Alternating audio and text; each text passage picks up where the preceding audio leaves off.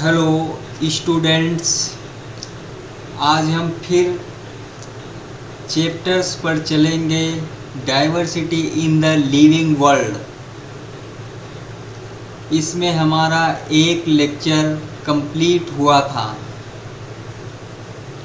जहाँ से हमने इसको छोड़ा था वहाँ से आज हम आगे देखेंगे लेक्चर 2 में।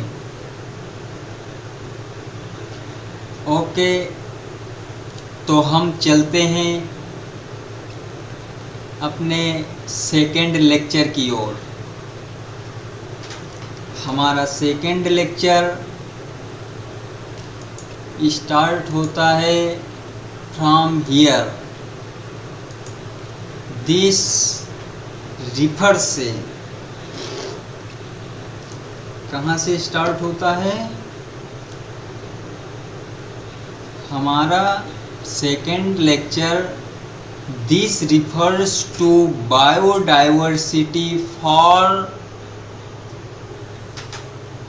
1 मिनट।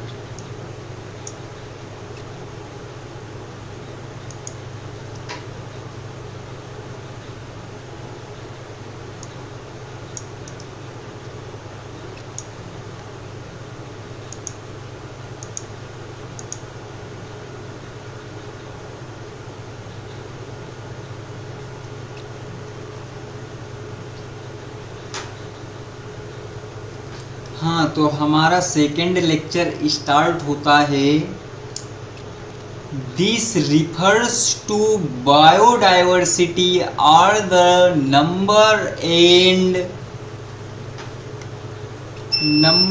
And types. क्या कहेंगे? Number and types of organisms present on earth.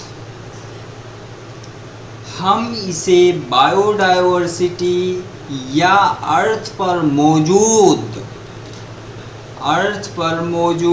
Organism का नंबर एंड टाइप कहते हैं। We should remember here that as we explore new areas and even old ones, even new organisms are continuously being identified. हमें यह याद रखना चाहिए कि जैसे जैसे हम नए या यहाँ तक कि ओल्ड एरियाज का एक्सप्लोर करते हैं, वैसे वैसे हमें नए नए ऑर्गेनिज्म का पता चलता है। वैसे वैसे हमें नए नए ऑर्गेनिज्म का पता चलता है। As stated earlier, there are millions of plants and animals in the world. We know the plants and animals in our own area by their local names.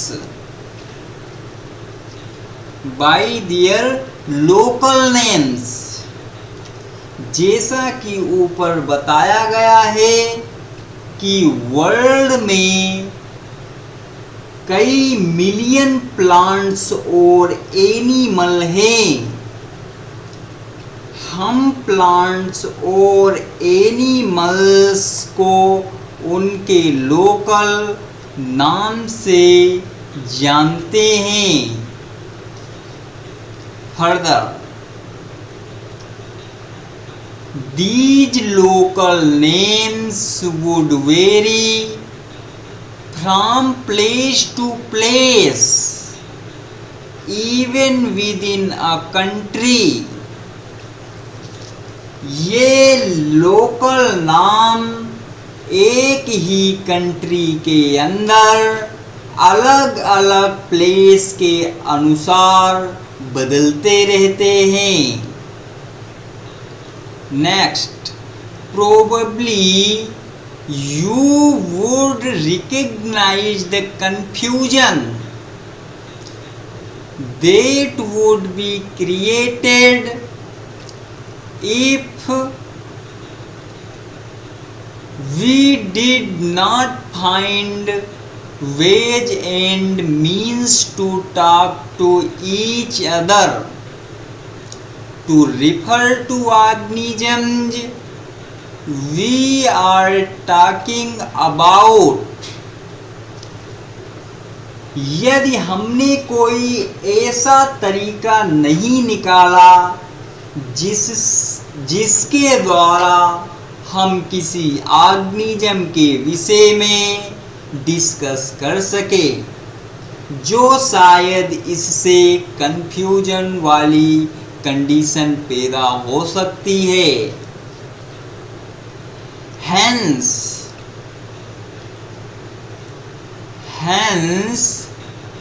there is a need to standardize the naming of living organisms such that a particular organism is known by the same name all over the world. Her organism का एक standard नाम होता है जिससे organism उसी name से सारे world में जाना जाता है। This process is called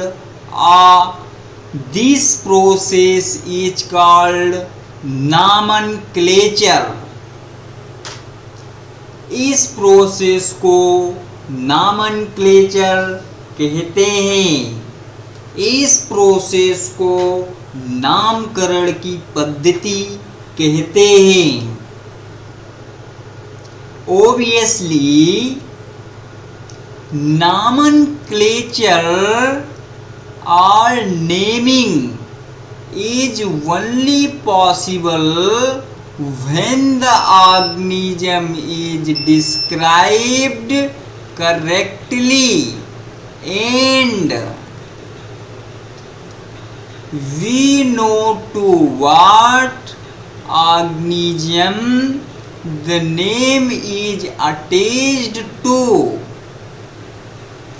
जाहिर सी बात है, नॉमेनक्लेचर तभी पॉसिबल है जब ऑर्गेनिज्म का डिस्क्रिप्शन करेक्ट हो, हम जानते हो कि यह नेम किस ऑर्गेनिज्म का है,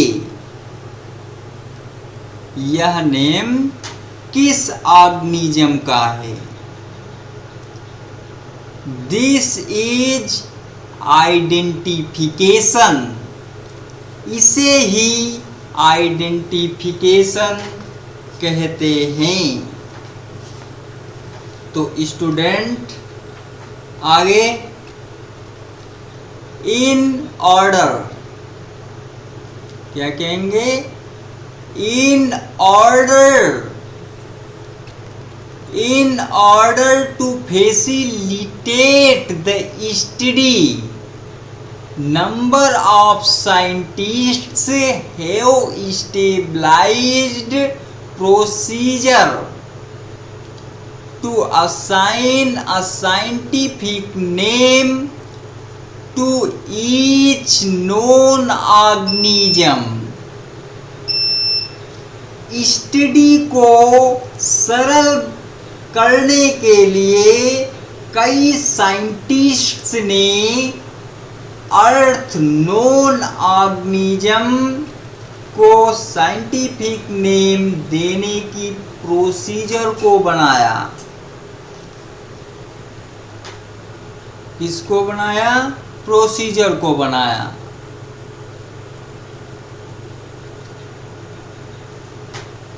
पृथ्वी पर नॉन ऑर्गेनिज्म को साइंटिफिक नेम देने की प्रोसीजर को बनाया।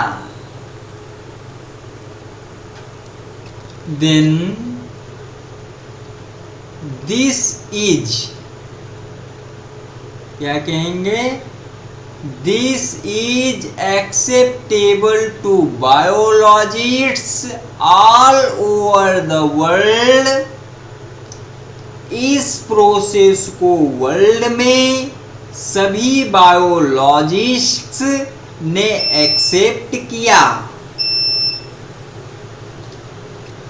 For plants scientific names are based on agreed principles and criteria which are provided international code for botanical nomenclature, जिसे शॉर्ट फॉर्म में ICBN के नाम से जानते हैं। प्लांट के लिए साइंटिफिक नेम का बेज एग्रीड प्रिंसिपल और क्राइटेरिया है। क्या है? क्राइटेरिया है, जिनको international code of botanical nomenclature में दिया गया है। Next, you may ask, how are animals named? Animal taxonomists have evolved international code of zoological nomenclature, short form में इसको ICZN के नाम से जानते हैं। आप पूछ सकते हैं कि एनिमल्स का नॉमेनक्लेचर कैसे किया गया? एनिमल टैक्सोनॉमिस्ट्स ने international code of zoological nomenclature यानी ICZN बनाया। The scientific names ensure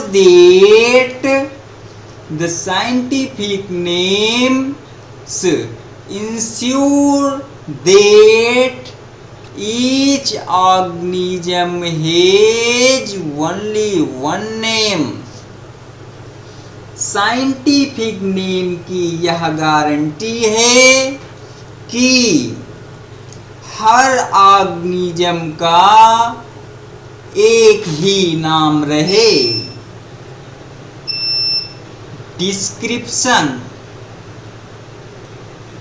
Description of any organism should enable the people in any part of the world to arrive at the same name।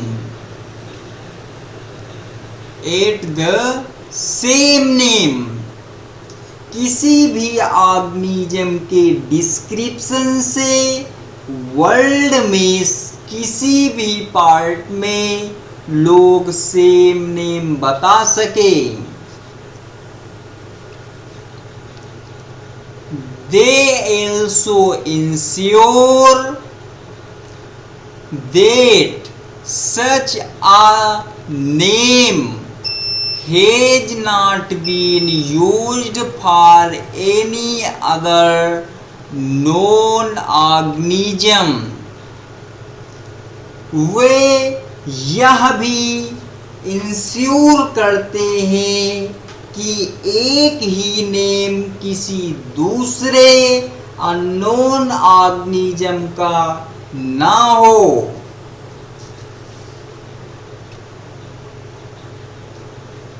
Biologists follow universally accepted principles to provide scientific name to known organisms. Biologists non organism के scientific name देने के लिए universally accepted principal का पालन करते हैं। Each name has two components.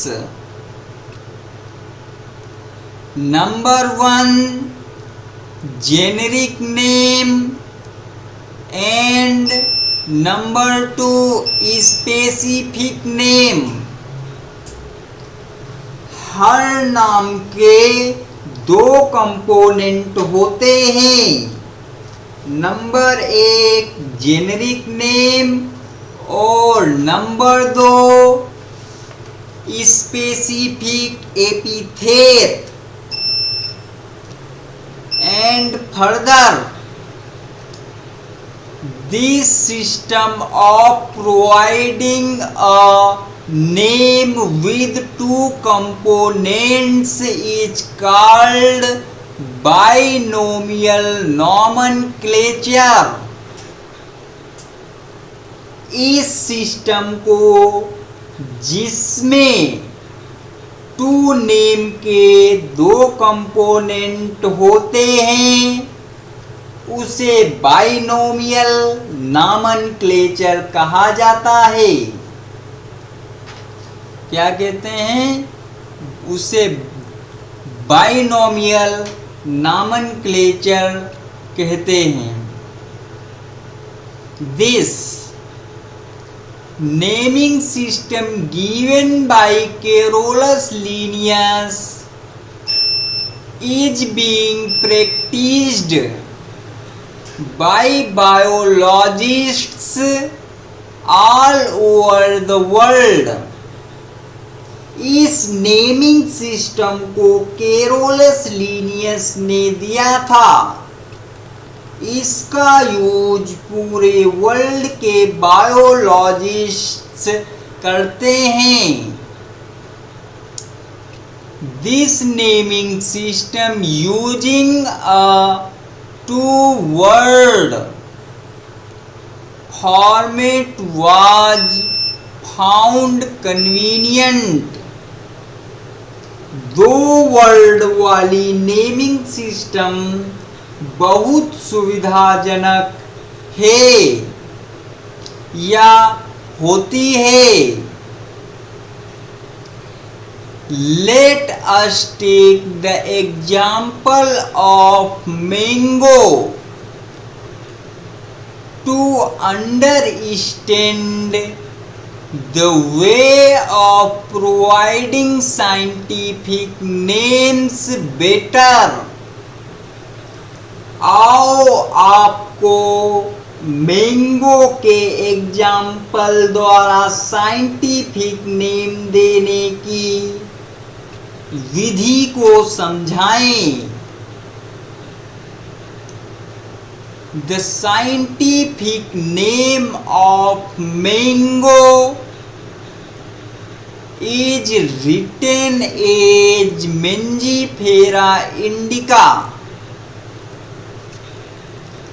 Mango का scientific name Mangifera indica है। Let us see how it is a binomial name। तब आप यह देख सकते हैं कि यह नाम कैसे बाइनोमियल है। In this name Mangifera represents genus, while Indica is a particular species or a specific epithet. इस नेम में Mangifera जीनस है, जबकि इंडिका एक पार्टिक्यूलर स्पीसीज या स्पेसिफिक एपिथेट है। Other universal rules of nomenclature are as follows. Nomenclature के other universal rules निम्नलिखित हैं। आप इन रूल्स को देख सकते हैं। नंबर 1, क्या कहेंगे? हम कहेंगे number 1,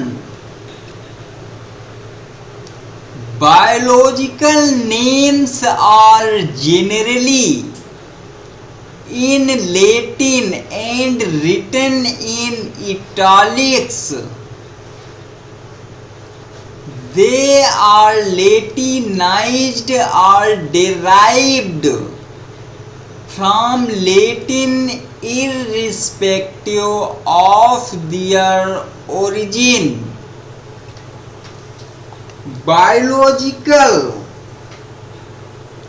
biological name generally Latin language में होते हैं और तिरछे वर्ड्स में लिखे जाते हैं। इनकी ओरिजिन चाहे कहीं से भी हुई हो, इन्हें लेटिनाइज्ड या इन्हें लैटिन लैंग्वेज का इररिस्पेक्टिव समझा जाता है।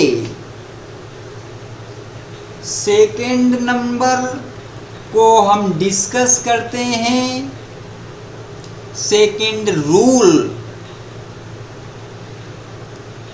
The first word in a biological name represents the genus, while the second component denotes the specific epithet. Biological name में फर्स्ट वर्ड जीनस होता है, जबकि क्या कह रहा है? while, जबकि सेकेंड वर्ड स्पीसीज एपिथेट होता है। थर्ड,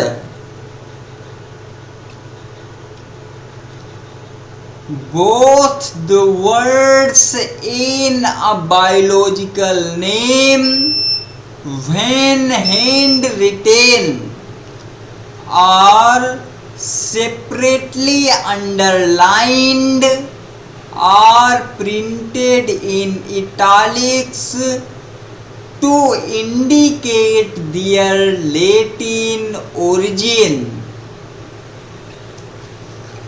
बायोलॉजिकल नेम को जब हाथ से लिखते हैं तब दोनों वर्ड्स को अलग अलग अंडरलाइन या प्रिंट फॉर्म में तिरछा लिखना होता है। यह अंडरलाइन उनके लैटिन ओरिजिन को दिखाता है। Rule number 4, rule number 4,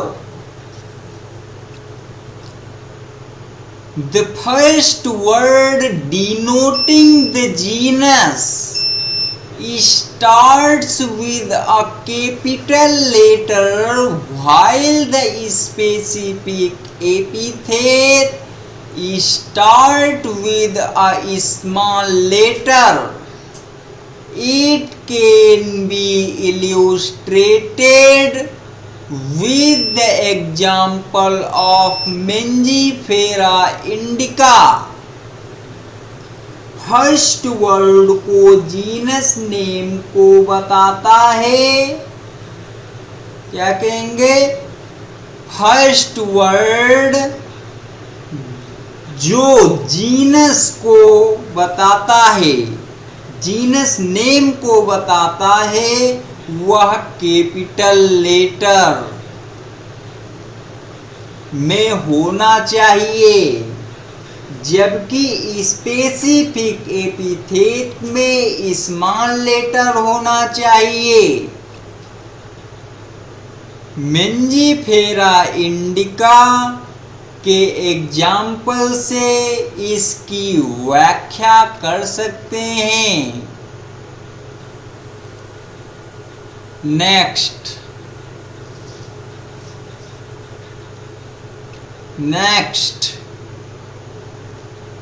name of the author appears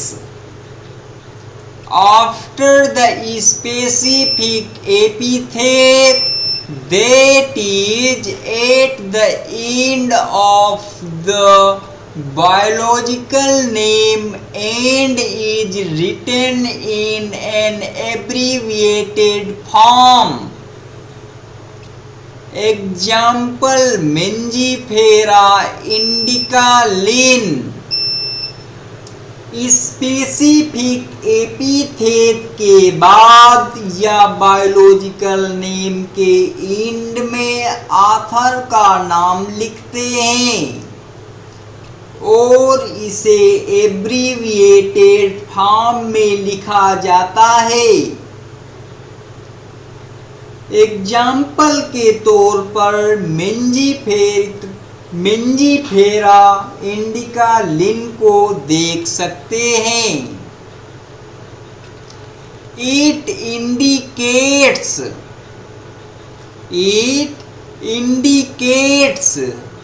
that this species was first described by Linnaeus. यह इस बात को इंडिकेट करता है कि सबसे पहले स्पीसीज का डिस्क्रिप्शन लीनियस ने किया था।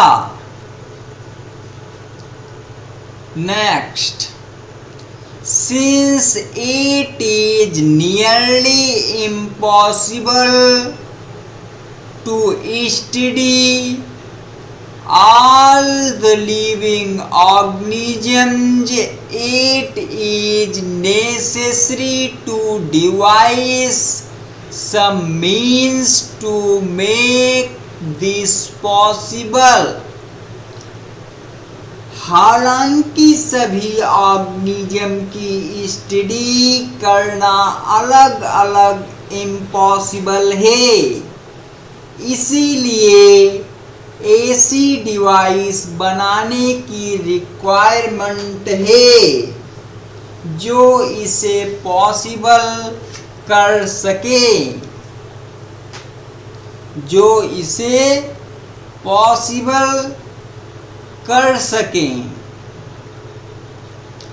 This process is classification. इस प्रोसेस को क्लासिफिकेशन कहा जाता है।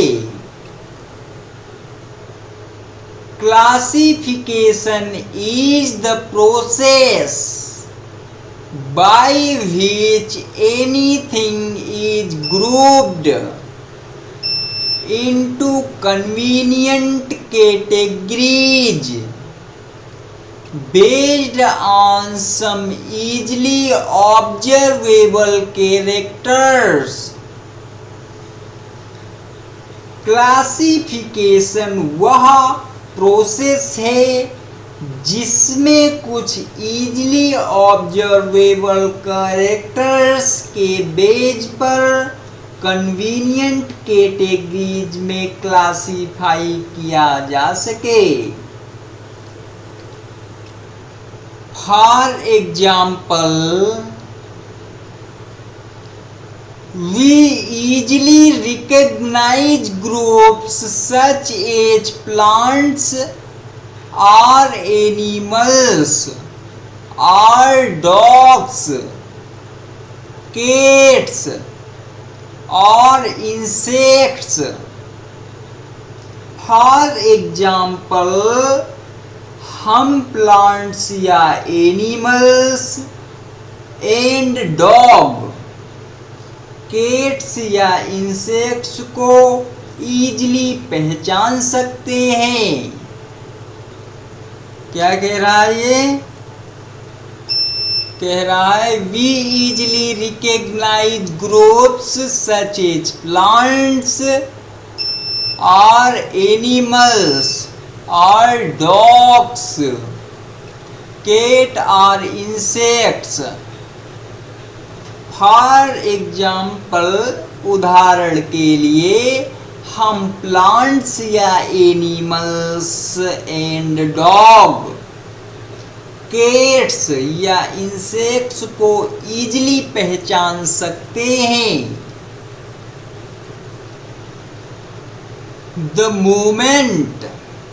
The moment we use any of these terms, we associate certain characters with the organism in that group. जैसे ही हम इन टर्म्स का यूज करते हैं, उसी टाइम हमारे माइंड में इन ऑर्गेनिज्म के ऐसे कैरेक्टर आ जाते हैं जिससे उनका उस ग्रुप से एसोसिएशन होता है। What image do you see when you think of a dog? Obviously, each one of us will see dogs and not cats. जब आप डॉग्स के बारे में सोचते हो तो आपके माइंड में क्या इमेज बनता है? जाहिर है आप डॉग को ही देखेंगे, ना कि कैट को। Now if we were to think of Alsatians, we know what we are talking about. यदि एल्सेशियन के बारे में सोचे तो हमें पता लगता है कि हम किसके बारे में डिस्कस कर रहे हैं। तो हम किसके बारे में डिस्कस कर रहे हैं? Similarly, suppose we were to say mammals, you would of course think of animals with external ears and body hair. इसी प्रकार मान लो हमें मेमल्स कहना है, तो आप ऐसे ऑर्गेनिज्म के बारे में सोचेंगे जिसके एक्सटर्नल ईयर और बॉडी पर हेयर होते हैं। Likewise, Likewise, in plants, if we try to talk of wheat, the picture in each of our minds will be of wheat plants, not of rice or any other plant. इसी प्रकार plants में यदि हम wheat यानी गेहूं के बारे में डिस्कस करें तो आपके मन में, आपके माइंड में व्हीट का प्लांट आ जाएगा, ना कि कोई दूसरे प्लांट की इमेज आएगी। Hence all these dogs, cats, mammals, wheat, rice, plants, animals, etc. are convenient categories we use to study organisms. इसीलिए ये सभी dogs, cats, mammals, wheat, rice, plants, animals etc. Convenient category हैं जिनका use हम study में करते हैं। The scientific term for these categories is taxa. इन कैटेगरीज का साइंटिफिक टर्म टेक्सा है। Here you must recognize that taxa can indicate categories at very different levels. यह आपको एक्सेप्ट करना चाहिए कि टेक्सा डिफरेंट लेवल्स पर सही कैटेगरीज को बता सकता है। Plants also form a taxa. Plants भी एक टेक्सा होता है। Wheat is also a taxa. Wheat भी एक टेक्सा होता है। Similarly, animals, mammals, dogs are all taxa, but you know that a dog is a mammal and mammals are animals. इसी प्रकार एनिमल्स, मेमल्स, डॉग्स ये सभी टेक्सा हैं। लेकिन क्या आप जानते हैं कि डॉग एक मेमल और मेमल्स एनिमल है। Therefore, animals, mammals and dogs represent taxa at different levels. इसीलिए एनिमल्स, मेमल्स एंड डॉग्स अलग अलग लेवल पर टेक्सा को बतलाते हैं। Next, hence based on characteristics all living organisms can be classified into different taxa। इसीलिए characteristics के beige पर सभी ऑर्गेनिज्म को डिफरेंट टेक्सा में क्लासिफाई कर सकते हैं। This process of classification is taxonomy. और क्लासिफिकेशन के इस प्रोसेस को टेक्सोनॉमी कहते हैं। External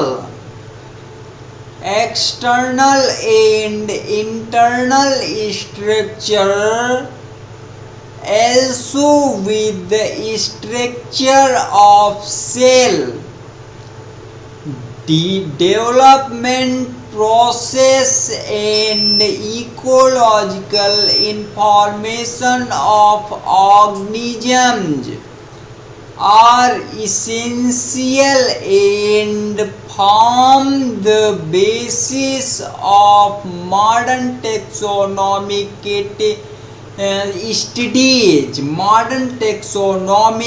studies. कैरेक्टर जैसे टाइप, सेल का स्ट्रक्चर, डेवलपमेंट प्रोसेस और ऑर्गेनिज्म की इकोलॉजिकल इंफॉर्मेशन जरूरी है।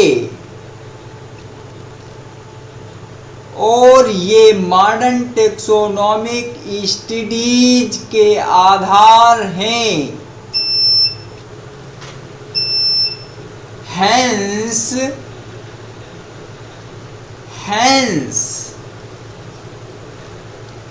Characterisation, identification, classification and nomenclature are the process that are basic to taxonomy। इसीलिए कैरेक्टराइजेशन, आइडेंटिफिकेशन, क्लासिफिकेशन और नॉमेनक्लेचर etc ऐसे प्रोसेस हैं जो टैक्सोनॉमी के बेसिक हैं। क्या कहेंगे? Taxonomy is not something new. Taxonomy कोई नई नहीं है। टैक्सोनॉमी कोई न्यू नहीं है। Human beings have always been interested in knowing more and more about the various kinds of organism, particularly with reference to their own use। Human beings हमेशा अलग अलग टाइप के ऑर्गेनिजम्स के बारे में ज़्यादा से ज़्यादा जानने की कोशिश करता रहा है, खासकर पार्टिकुलरली उनके बारे में जो उनके लिए ज़्यादा यूजफुल थे। इन अर्ली डेज, क्या कहेंगे? In early days human beings needed to find resources for their basic needs of food, clothing and shelter. आदि मानव यानी अर्ली मैन को अपनी बेसिक नीड्स जैसे कि फूड, क्लोथिंग एंड शेल्टर के लिए नए नए सोर्सेस खोजने पड़ते थे। Hence,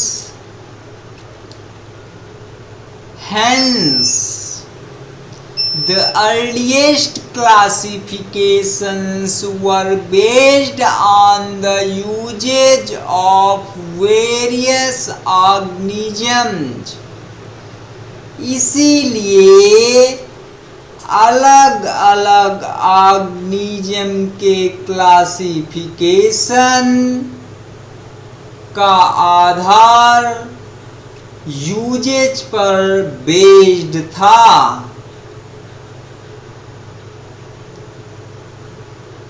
Human beings were since long not only interested in knowing more about different kinds of organisms and their diversities, but also the relationships among them.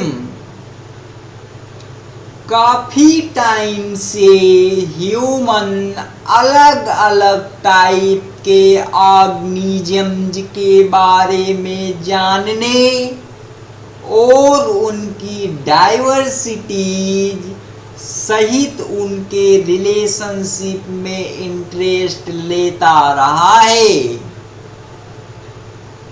This branch of study was referred to as systematics.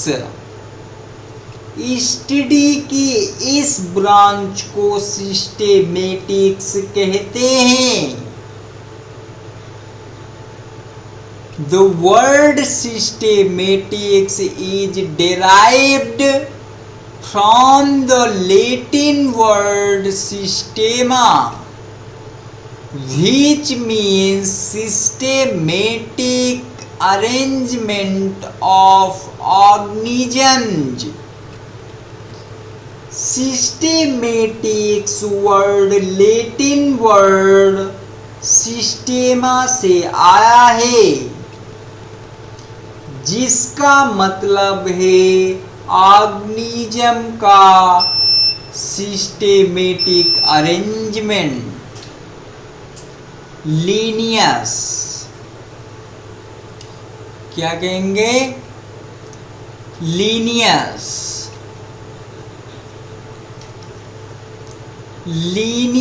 Used Systema Naturae is the title of his publication. Linnaeus ने अपने publication का title Systema Naturae choose किया।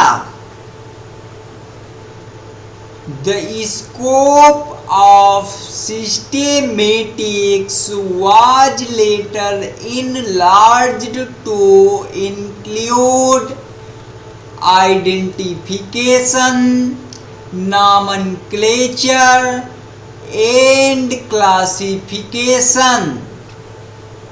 Systematics में identification, nomenclature और classification को include करके इसके area को बढ़ा दिया जाता है। Systematics takes into account evolutionary relationships between organisms.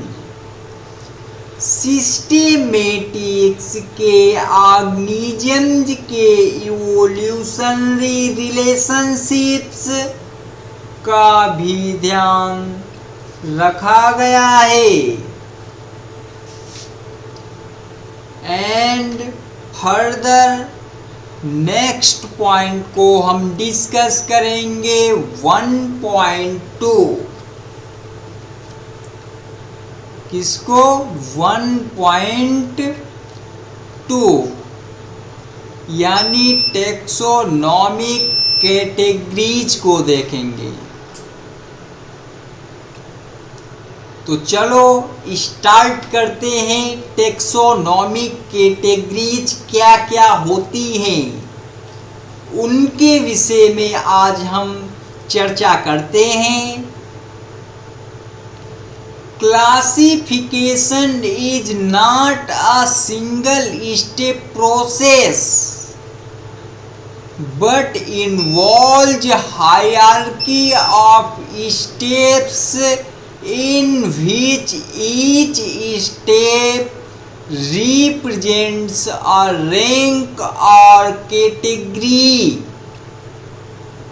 Classification एक सिंगल स्टेप प्रोसेस नहीं है, बल्कि इसमें हायरार्की के स्टेप्स होते हैं जिनमें हर स्टेप कैटेगरी या रैंक को रिप्रेजेंट करता है। Since the category is a part of overall taxonomic arrangement, it is called the taxonomic category, and all categories together constitute the taxonomic hierarchy। इसीलिए कैटेगरी ओवरऑल टेक्सोनॉमिक अरेंजमेंट है। इसे taxonomic category कहते हैं और तभी सब कैटेगरीज मिलकर taxonomic hierarchy बनाते हैं। Each category Each category referred to as unit of classification in fact represents a rank and is commonly termed as taxon, और प्लूरल फॉर्म में इसको टेक्सा के नाम से पुकारते हैं, टेक्सॉन को। हर कैटेगरी क्लासिफिकेशन की एक यूनिट को शो करता है। वास्तव में यह एक रैंक को रिप्रेजेंट करता है और इसे जनरली टैक्सॉन कहते हैं। Taxonomic categories and hierarchy can be illustrated by an example। Taxonomic categories और हायरार्की के डिस्क्रिप्शन के एग्जाम्पल द्वारा कर सकते हैं। Insects represent a group of organisms sharing common features like 3 pairs of jointed legs। Insects organisms के एक group को शो करता है जिसमें कॉमन फीचर्स जैसे जॉइंटेड लेग्स के 3 पेयर्स होते हैं। It means insects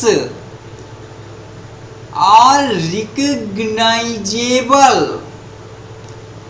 concrete objects which can be classified। and thus were given a rank or category। इसका मतलब है कि इंसेक्ट्स रिकग्नाइजेबल कंक्रीट ऑर्गेनिज्म है जिसका क्लासिफिकेशन किया जा सकता है, इसीलिए इसे एक रैंक या कैटेगरी का दर्जा दिया गया है। नेक्स्ट, एनसीईआरटी एक आपसे क्वेश्चन करता है। वो क्वेश्चन क्या है? क्या है question? Can you name other such groups of organism? Remember, groups represent category। क्या आप ऐसे किसी ऑर्गेनिज्म के अदर ग्रुप्स के नेम बता सकते हैं? ध्यान रखें, ध्यान रखें। ग्रुप्स कैटेगरी को शो करता है। कैटेगरी फर्दर डिनोट्स रैंक और कैटेगरी आगे चलकर रैंक को डिनोट करता है। Each rank or taxon in fact represents a unit of classification। Her rank या टैक्सॉन वास्तव में क्लासिफिकेशन की एक यूनिट को बताता है। These taxonomic groups categories are distinct biological entities, not merely morphological aggregates। ये टेक्सोनॉमिक ग्रुप्स या कैटेगरीज बायोलॉजिकल एंटिटीज से डिस्टिंक्ट हैं, ना कि केवल morphological aggregates. Next, taxonomical studies of all known organisms have led to the development of common categories such as kingdom, phylum or division for plants, class, order, family, genus and species। सभी non organism के taxonomical studies से common categories जैसे kingdom, phylum या division plant के लिए, class, order, family, genus, species का development हुआ। All organisms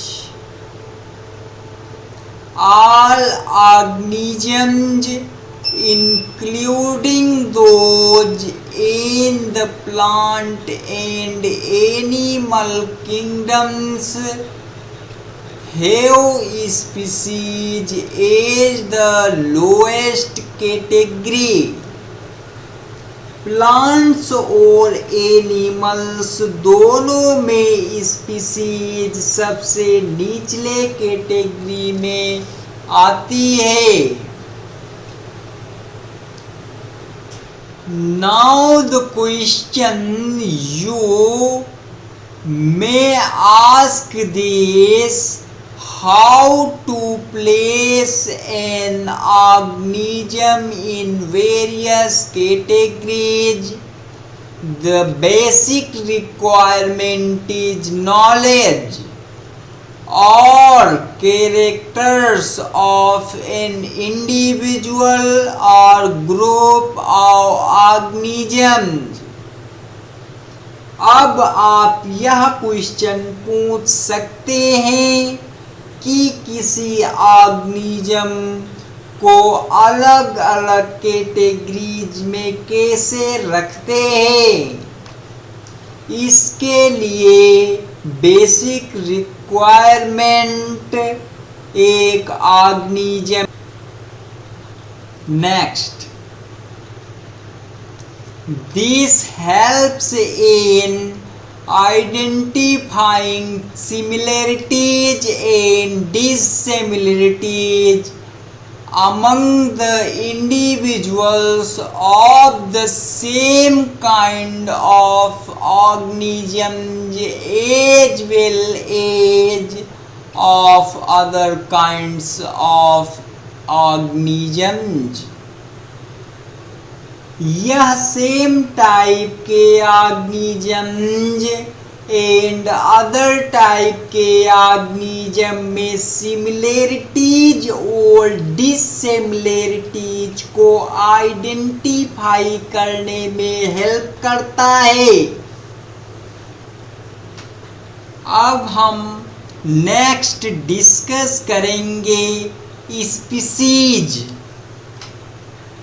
यानी इसे हम जाति भी कहते हैं। स्पीसीज के विषय में रीड करते हैं। Taxonomic studies consider a group of individual organisms with fundamental similarities as a species. One should be able to distinguish one species from the other closely related species based on the distinct morphological differences. Taxonomic studies में organisms के वर्ग जिसमें fundamental similarities होती हैं उसे species कहते हैं। हम किसी भी स्पीसीज को उसमें क्लोजली रिलेटेड स्पीसीज से उनके मॉर्फोलॉजिकल डिफरेंसेस के बेस पर उन्हें एक दूसरे से अलग कर सकते हैं। Let us consider Mangifera indica, Solanum tuberosum यानी पटेटो एंड पेंथेरा लियो यानी कि लायन। हम इसके लिए मेंजीफेरा इंडिका, सोलेनम ट्यूबरोसम और पेंथेरा के एग्जाम्पल को लेते हैं। All the three names Indica, tuberosum and Leo represents the specific epithets, while the first words Mangifera, Solanum and Panthera are genera and represents another higher level of taxon or category. इन सभी तीनों name में indica, tuberosum और लियो specific epithet हैं, जबकि first word मेंजिफेरा, Solanum और Panthera genus के नाम हैं और यह टैक्सोन या कैटेगरी को भी शो करता है। And each genus may have one or more than one specific epithets representing different organisms but having morphological similarities। Her genus में एक या एक से अधिक स्पेसिफिक एपिथेट हो सकते हैं जो अलग अलग ऑर्गेनिजम्स जिनमें मॉर्फोलॉजिकल सिमिलरिटीज हो को शो करता है। For example, Panthera has another specific epithet called tigris, and solanum includes species like nigrum and melongena। जैसे पैंथेरा में एक एनोदर स्पेसिफिक एपिथेट है जिसे टिग्रिस कहते हैं, सोलेनम जीनस में नाइग्रिम, मेलांजाना भी आते हैं। Next, human being. Human beings belonging to the species sapiens, which is grouped in the genus Homo। Human यानी इंसान, ह्यूमन की स्पीसीज सेपियंस है जो होमो जीनस में आता है। The specific name thus for human being is written as Homo sapiensis। इसीलिए human का साइंटिफिक नेम होमो सेपियंस है। आज स्टूडेंट हम यहीं तक डिस्कस करेंगे। नेक्स्ट